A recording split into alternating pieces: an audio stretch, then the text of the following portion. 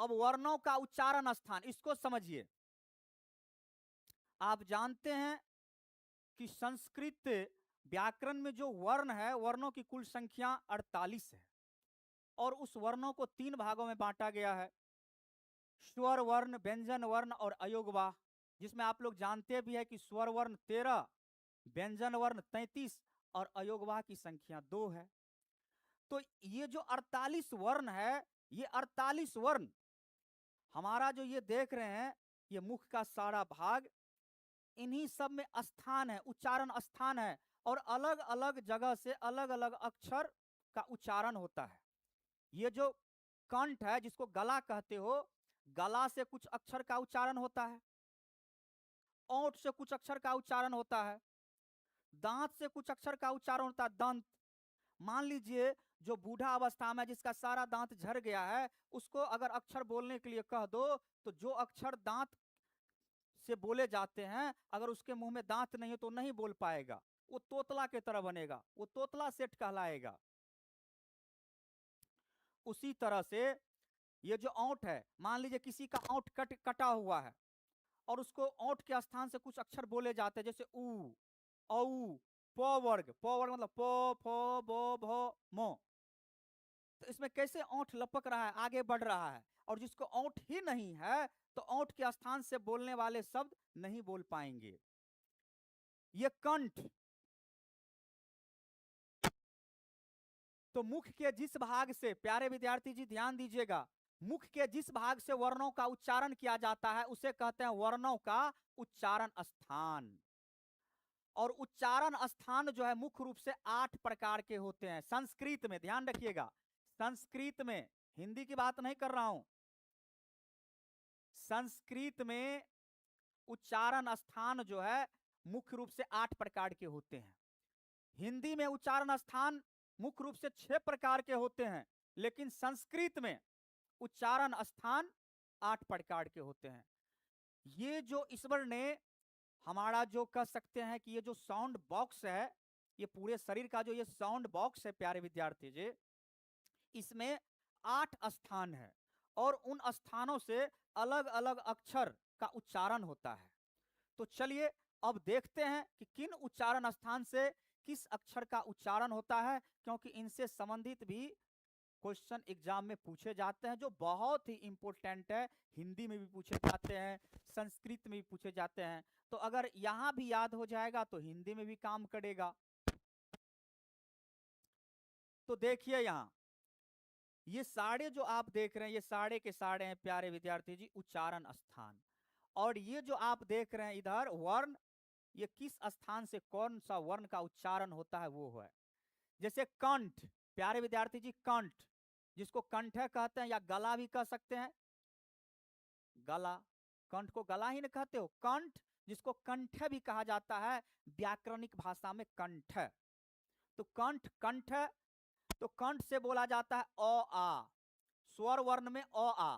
फिर क वर्ग, क वर्ग का मतलब क, ख, ग, घ, अंग, ये सारे जो है कंठ से बोले जाते हैं। आप उच्चारण करके देखो, अ आ, तो कंठ पर विशेष प्रभाव पड़ेगा, कंठ पर विशेष जोर पड़ेगा और आपको ऐसा फील होगा कि ये कंठ से ही अक्षर निकल रहे हैं। आप देख सकते हैं ह, विसर्ग और अह, इन सबों का उच्चारण स्थान है कंठ। तो कंठ का क्या हो गया, कंठ के, कंठ से कौन कौन से अक्षर बोले जाते हैं, गला से कौन कौन अक्षर बोले जाते हैं बाबू, ये जो उच्चारण स्थान है कंठ यानी गला, इससे बोले जाते हैं अ आ। क वर्ग, क वर्ग यानी क, ख, ग, घ, अंग।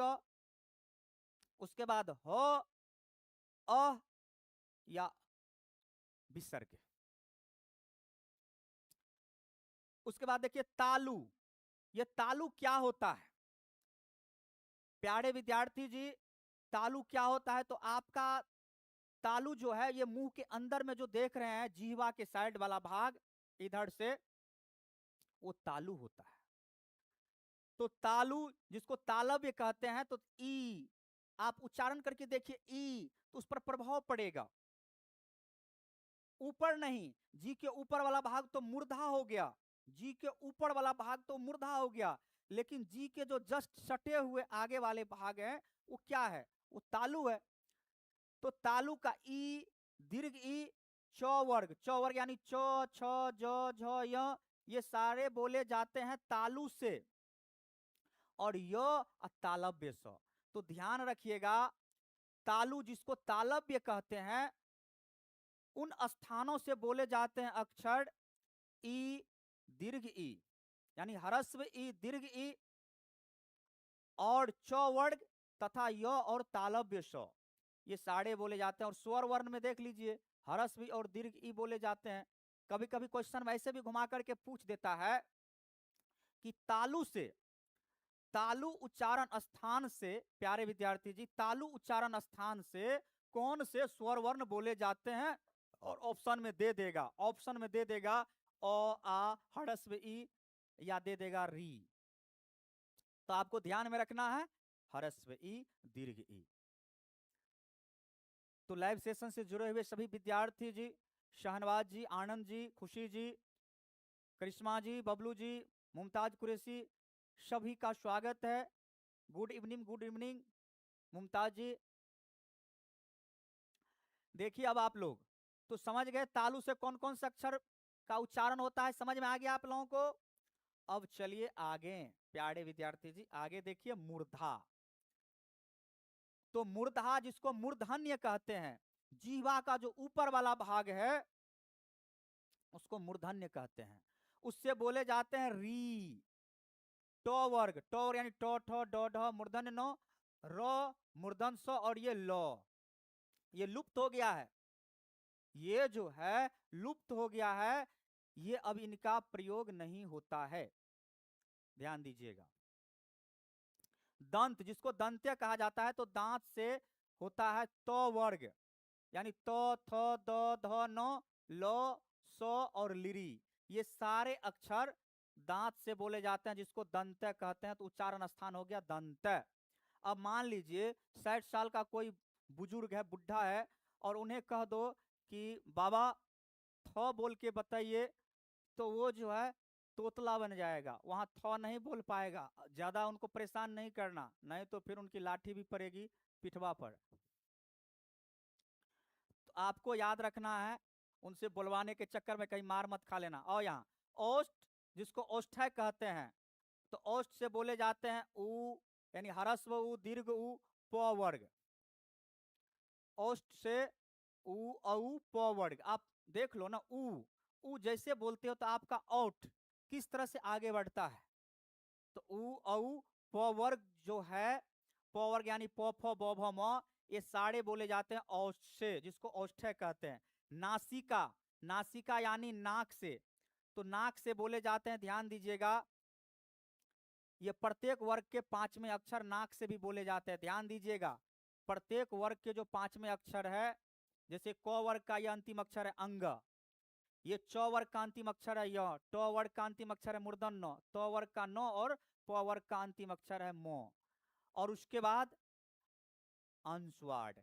और आप लोग जानते भी है, कल बताए भी थे पीछे के क्लास में प्यारे विद्यार्थी जी, कि अनुस्वार के स्थान पर 5 वर्णों का प्रयोग किया जाता है। अंग हलंत, य हलंत, मूर्धन्त न हलंत, दंत न हलंत और म हलंत।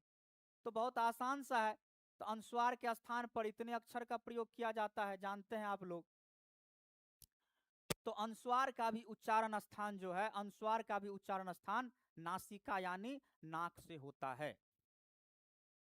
और कुछ अक्षर ऐसे भी है प्यारे विद्यार्थी जी, जिन जो 2 उच्चारण स्थान की सहायता से बोले जाते हैं। जैसे आपको ए और आई, ए और आई जो है कंठ और तालु, कंठ और तालु से मिलकर बोले जाते हैं, जिसको कहते हैं कंठ तालव्य। क्या कहते हैं?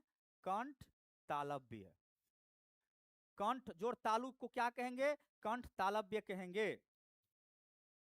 तो प्यारे विद्यार्थी जी ध्यान दीजिएगा, कंठ और तालु जिसे कंठ तालव्य कहते हैं, तो उनसे बोले जाते हैं, उन उच्चारण स्थान से कौन से अक्षर बोले जाते हैं? ए और आई। यानी कंठ और आपका जो तालु है, आप बोल करके देखो, ए बोलो तो आपको कंठ ए, और जीवा के जो आगे वाला तालु है तो उसका प्रभाव पड़ रहा है, आप चेक कर सकते हैं। तो कंठ और तालु से ए और ऐ का उच्चारण होता है। कंठ और ओष्ठ जिसको कहते हैं कंठोष्ठ, क्या कहते हैं प्यारे विद्यार्थी जी? कंठ और ओष्ठ जिसको कहते हैं कंठोष्ठ, इससे होता है ओ और औ।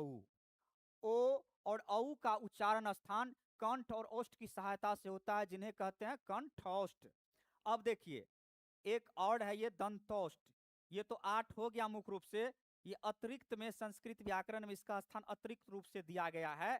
इसको उच्चारण स्थान के रूप में मुख्य रूप से नहीं दिया गया, अतिरिक्त रूप से इसको गिना गया है। और दंत औष्ठ की सहायता से प्यारे विद्यार्थी जी, दंत औष्ठ की सहायता जिसको कहते हैं दंतोष्ठ, क्या कहते हैं प्यारे विद्यार्थी जी? ध्यान दीजिएगा, जिसको कहते हैं दंतोष्ठ। दंत और ओष्ठ को संयुक्त रूप से क्या कहते हैं? दंतोष्ठ। और दंतोष्ठ की सहायता से व।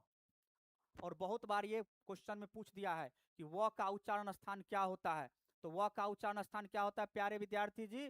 तो व का उच्चारण स्थान होता है दंतोष्ठ, यानी दांत और ओष्ठ की सहायता से बोले जाते हैं। आप व बोल के देखो, व तो आपका दांत और ओष्ठ पर प्रभाव पड़ता है।